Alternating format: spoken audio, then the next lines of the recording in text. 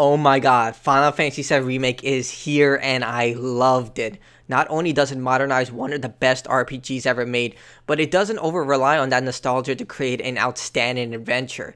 It treads the same ground as the original, but eventually it decides to take its own path while being set in the Final Fantasy VII world.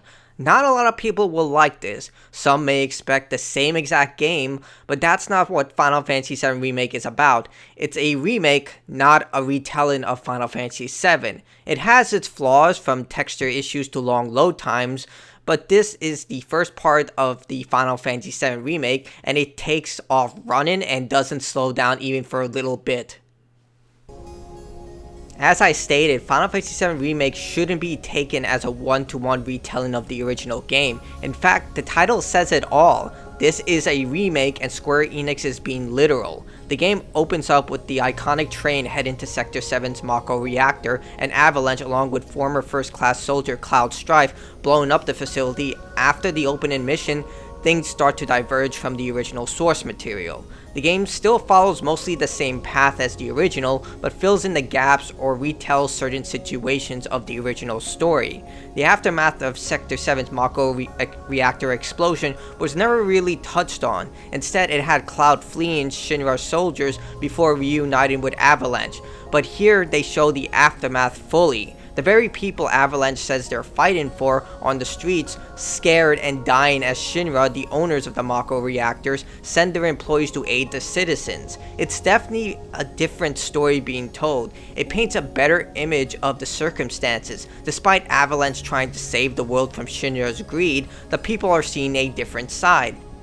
The people, in their eyes, just endured a massive calamity caused by terrorists, with family, friends, and co-workers dead, missing, or hurt, whereas Shinra, being the evil organization that Avalanche is telling everyone about, is actually the ones helping them. This is touched on repeatedly throughout the game, with many of the citizens fully aware that Mako energy, despite making their lives better, drains the planet of its energy. But they choose to ignore this for the sake of progress and even join Shinra, as it's the only way to make a stable living. The developers took the time to humanize the nameless soldiers that Cloud and his friends kill in bulk throughout this adventure, such as a soldier disobeying orders to save civilians, or a superior officer going through an order that could mean the death of most of his men, but allowing those who survive to keep their jobs and support their families. All of this highlights the entire structure of Midgar and how Shinra controls everyone through employment and energy, despite being known for their calamity and the corporation for its greed, something that was rarely touched on in the original. This remake features fully voiced characters, and the dialogue has changed to make the conversations more human. Whereas the original was meant to be read, here you see that the various characters speak, move, and interact in different ways. It sounds basic since most modern AAA games implement such features, but coming from someone who experienced the original game, this is huge. You get to see how Cloud reacts to Tifa as opposed to Barrett and his men. Cloud shows to be more relaxed with people he really cares about, such as Tifa, Aerith, and even eventually Barrett, but rigid and quick to anger to anyone else. We also see some changes to certain personalities. For example, Barrett was notorious for cursing every other sentence and showing how little he cared for Cloud. But if you don't believe me, here's a direct scene from when Cloud almost died from the airbuster in the original game.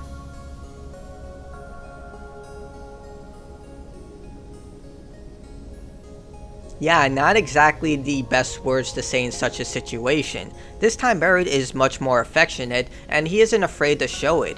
He still has his moments of anger, and they're tamer, and frankly, I like the new direction for Barrett, as he openly shows his feelings and his desires, so there's no question why or who he's fighting for. And character interaction has been a major improvement within the remake, a lot more time is put into developing everyone. In comparison, the Midgar section of the original game took about 2 hours to complete, and most of the characters not part of Cloud's immediate party were only present when needed. This time, characters like Biggs, Wedge, and Jessie are given ample time to develop a relationship with Cloud and the player, especially Jessie, who shows her profound crush on Cloud in multiple ways. This was present in the original, but is shown a lot more often here.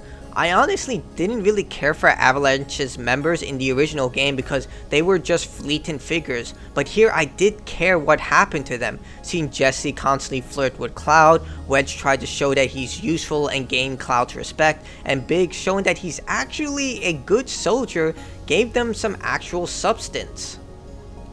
There are also some new characters such as the 3rd class soldier Roach, who is just brilliant. He's an adrenaline junkie who's just looking for a challenging fight and is immediately smitten with Cloud's skill, wanting nothing more than to fight Cloud in a one-on-one fight. He literally attacks his own company's soldiers and heals Cloud just to fight him in a fair fight. It is awesome.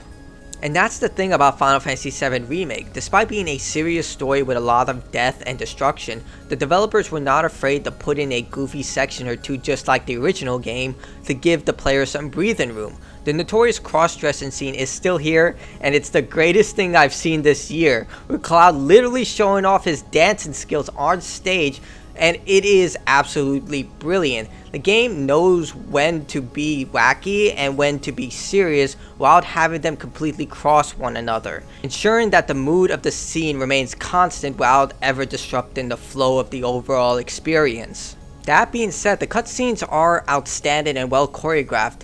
It's the in-game cutscenes that are a bit off. I mean, Resident Evil 3 2020's lip syncing was off, but here it's on a whole new level of gummy lips. It's not a terrible issue, but it's extremely funny to look at.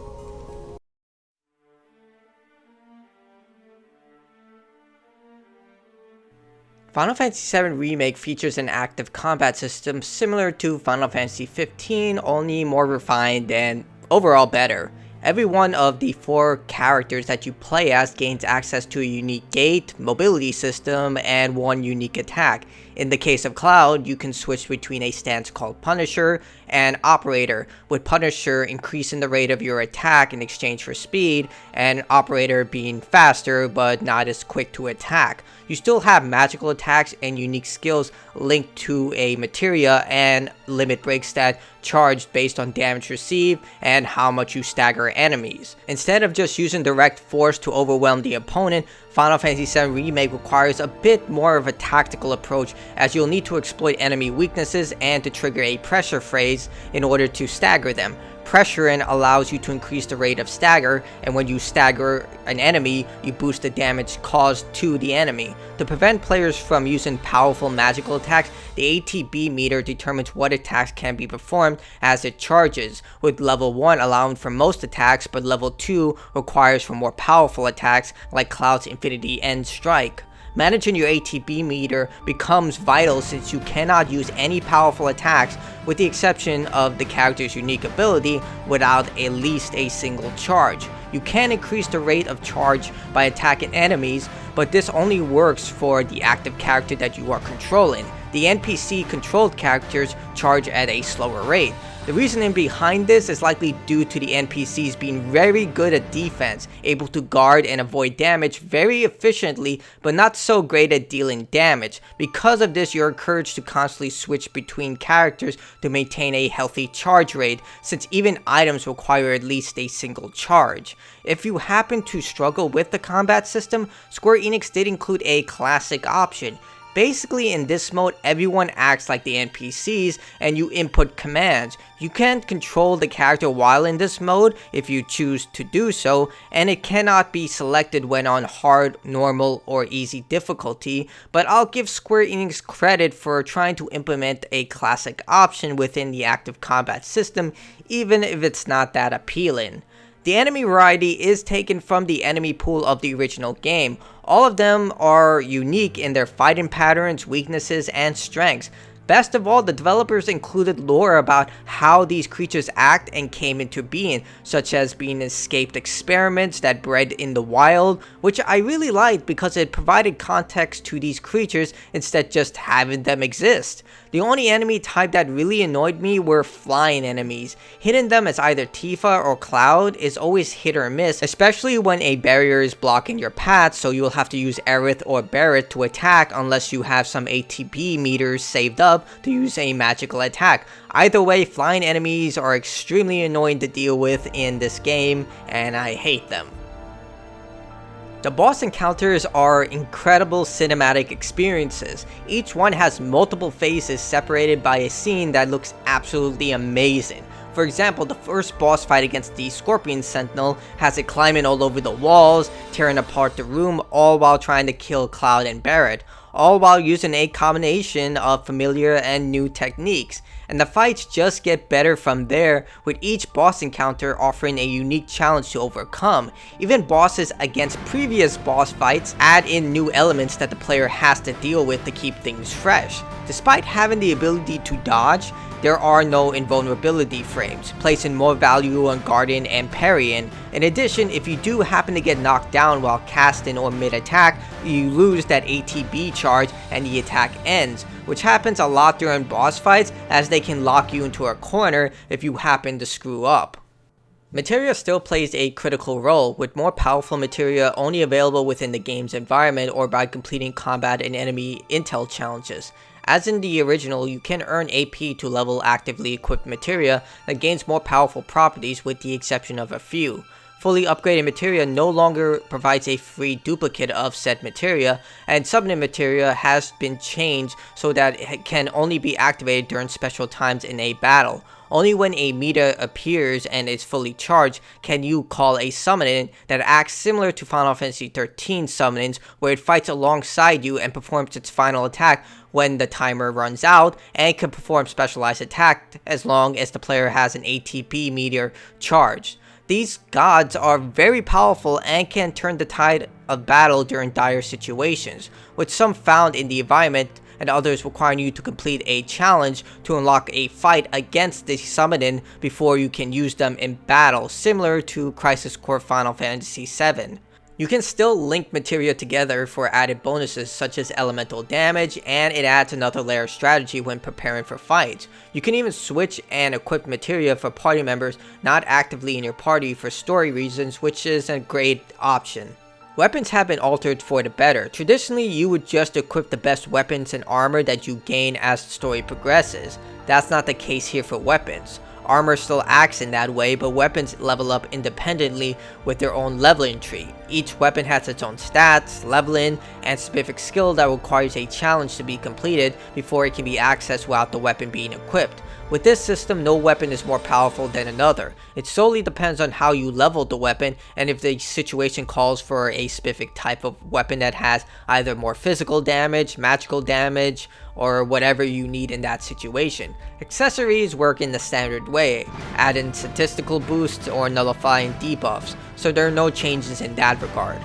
Limit breaks are iconic to the Final Fantasy VII universe, and they work mostly the same here, with damage received charging a meter allowing you to unleash a powerful attack or support spell depending on the character. Now they do reset after each battle and can be charged by staggering enemies repeatedly. Some make a return like Cloud's Cross Slash and Aerith's Healing Wind, but there are some new ones, but the game doesn't do a great job of telling you how to earn these new limit breaks. You have to complete Coliseum matches to earn them, but it's not clearly stated. At least from my 3 playthroughs, it didn't state this. I had to find this out on my own. Regardless, the limit breaks are very powerful, so much so they can easily win a fight, but given how difficult they are to earn, especially on harder difficulties, they're meant to be one last ditch effort when you're pushed into a corner. Outside from combat, you'll explore the world of Midgar. Unlike the original, which had large gaps separated by loading screens as you traveled from one section to the next, Square Enix has decided to fill in those gaps. It seems like a lot, but the world is more like one giant line, with towns serving as the open sections. It's a lot like Final Fantasy XIII, but with the open sections littered throughout the game instead of just having one large area in the form of Grand Pulse for Final Fantasy XIII. Cloud travels from one area to the next in a linear fashion, occasionally stopping in a town to pick up optional side missions. The side missions usually involve killing a target or collecting a key item. They rarely offer anything truly unique, but they do provide added bonuses in the way of optional narrative missions that can only be accessed after completing every side mission. The game also warns you before you reach the point of no return, since some side missions are only accessed in specific chapters. Exploring does offer opportunities to find treasure and materia, all of which reset every time you reselect a chapter, so you can hoard items and materia that way, with the exception of unique materia like summoning materia.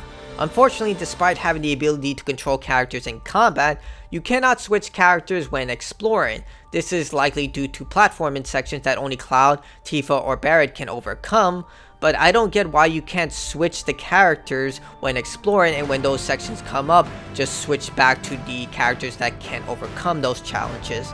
It seems trivial, but in reality there are some added benefits, such as just mixing things up, but also there are gameplay advantages, such as Tifa able to run faster than Cloud, so it would have been actively faster to explore as Tifa rather than Cloud, and Aerith is the slowest out of all of them. I also wish there was more opportunity to explore the upper plates. It's here that the high society and those who work for Shinra live. The details in both the slums and the upper plates is amazing, with intricate details put into everything. I mean, you can literally read the bus signs in the upper plate. It can be demanding for the PS4 as textures take longer to load. I did play on a PlayStation 4 Pro and noticed blurry textures, especially in the slums, but this is a minor issue even though people on Twitter went completely ballistic about it. The game never crashed on me, and loading times between chapters were reasonable, so I can excuse some poor textures here and there, especially considering that almost every AAA game I ever play for nowadays always crashed like 2 or 3 times when playing, so the fact that this game didn't is a huge accomplishment in my opinion.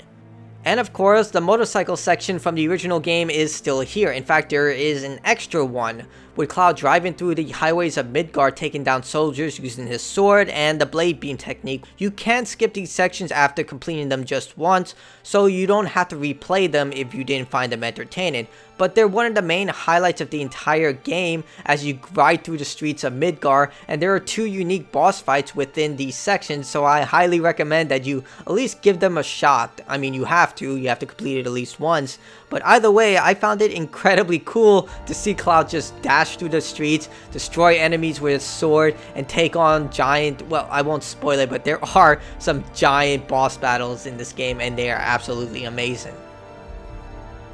Square Enix has a reputation for making their games look amazing, and Final Fantasy VII Remake isn't an exception to this rule. The game looks gorgeous, especially the cutscenes, with particle effects, heavy detailed characters. I mean, just look at this!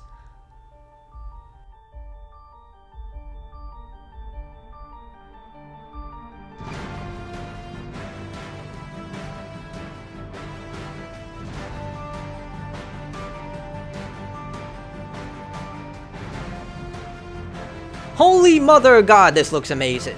And although the visuals look amazing, especially the in-game cutscenes, the background does not. This is because the background is largely just one image, and once you notice it, it's hard to not notice it. Usually, game developers try to ensure that the player never notices this by ensuring that the camera never looks directly at it or tries to obscure the player's view. Unfortunately, this game does the opposite and actively tries to make you look at it, and once you look at it, it's kind of hilarious as they try to create a sense of depth when it's not really there. The sound design in Final Fantasy VII Remake is perfect. Nobuo Uematsu returned to remix his original soundtrack, which was already perfect, but both amplifies the original tracks but also provides enough changes that they're unique to listen to. Every score complements and amplifies the situation to such high degrees that it is integral to everything that's happening, whether you're in an intense fight against Reno or traveling down the road with Aerith. I mean, this game looks beautiful, sounds amazing, it's absolutely it's just, on a technical level, it is beautiful and great to listen to. I absolutely loved every soundtrack in this game. It not only brought back memories of playing Final Fantasy VII on my PlayStation, but there were enough changes where I was just like, oh my god, this is so amazing.